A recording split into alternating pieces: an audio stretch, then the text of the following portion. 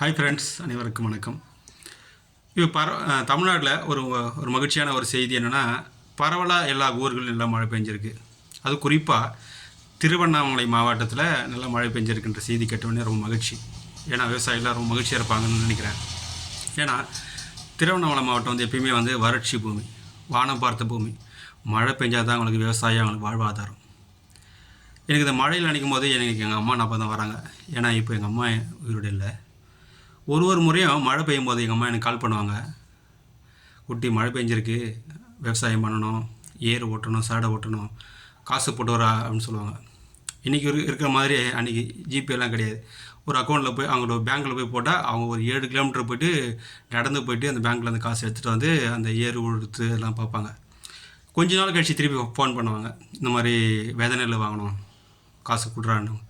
சரின்னு போட்டு விடுவேன். இப்படி தான் பண்ணுவாங்க. அடுத்து நிறைய பெரிய ப்ராசஸ் அது. ஏன்னா திருப்பி ஏறு, திருப்பி சேடை செகண்டு ஓட்டணும், அப்புறம் நாற்று பிடுங்குறவங்களுக்கு கூலி, நடுறவங்களுக்கு கூலி, அவங்களுக்கு சாப்பாடு போடணும், அப்புறம் அடி உரம், மேல் உரம், அப்புறம் மருந்து அடிக்கணும் அப்படின்னு ஏகப்பட்ட ப்ராசஸ் இருக்குது. அதுக்கு எல்லாமே பிள்ளைகளை டிஸ்டர்ப் பண்ணக்கூடாதுன்னு சொல்லிவிட்டு எங்கள் அம்மா தன்னுடைய காதில் இருக்கிற கம்பளை வச்சு அடகு வச்சு அதை வச்சு அந்த மேனேஜ் பண்ணுவாங்க. இப்படி பகலாக வெயில் மழை பாராமல் கஷ்டப்பட்டு வேர்வை சிந்தி அந்த விவசாயத்தை பாதுகாத்து வளர்ப்பாங்க. அது கடைசியாக அறுவடை பண்ணி மணியாக அப்படியே பாதுகாத்து சிந்தாமல் செதறாமல் அது தூற்றி புடைச்சி அதை காய வச்சு மூட்டை பிடிச்சி கொண்டு போயிட்டு அந்த கமிட்டியில் போடும்போது அங்கே தான் பெரிய இடியே விழும். ஏன்னா விலையே போகலன்னு சொல்லுவான்.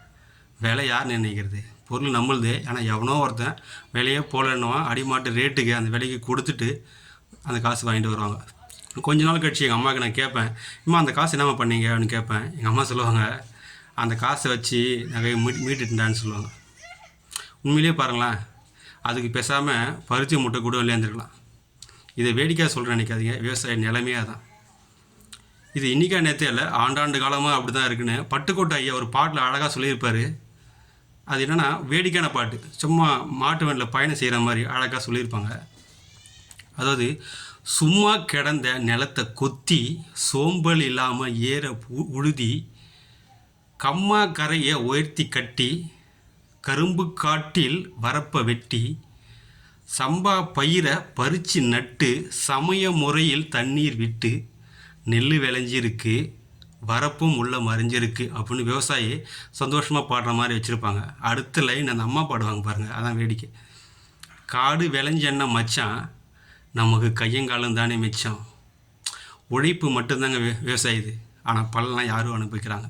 இதுதான் விவசாயியோட ஆண்டாண்டு காலமாக நிலைமை. இன்றைக்கி வரைக்கும் அவலமான நிலைமை. எத்தனையோ கவர்மெண்ட் மாறினாலும், எவ்வளோ இலவசங்கள் நீ கொடுத்தாலும், விவசாயம் அவன் உற்பத்தி பண்ணுற பொருளுக்கு தகுந்த விலையை நிர்ணயிக்காத அரசு நீ என்ன சலுகை கொடுத்து என்ன பிரயோஜனம்? ஊருக்கே சோறு போகிற விவசாயிக்கு நீ பிச்சை போடுறதுக்கு சம்மந்தம். இப்படி தான் விவசாயம் கொஞ்சமாக அழிஞ்சிட்டு வராங்க. இன்றைக்கி நம்ம சென்னையிலேயோ எங்கேயோ சிட்டியில், மாடர்ன் சிட்டியில் உட்காந்துட்டு எதையோ என்ஜாய் பண்ணுறோம். நம்ம நினைக்கிறோம் நமக்கு தேவையான அரிசி பருப்புலாம் டிபார்ட்மெண்ட் ஸ்டோரில் கிடைக்குது, அப்படி ஜிபே பண்ணிவிட்டு வாங்கிட்டு 3 வேளை சாப்பிட்றோம். ஆனால் உண்மையிலேயே நீ சாப்பிட்ற ஒரு பருக்கு இருக்குல்ல, 3 வேளை சாப்பிட்ற அந்த ஒரு பருக்குலேயும் அந்த ஒரு பருக்கு ஒரு விவசாய ரத்தத்துக்கு சமம். உண்மையான கடவுள் யார் தெரியுமா? இன்றைக்கி நம்ம யாரையோ கடவுளே அப்படின்னா சில பேர்லாம் சொல்லிக்கிறாங்க. ஆனால் ஒருத்தருமே விவசாயின்னு சொல்கிறது கிடையாது. உண்மையான கடவுள் ஊருக்கே சோறு போகிற விவசாயி தான். நன்றி, வணக்கம்.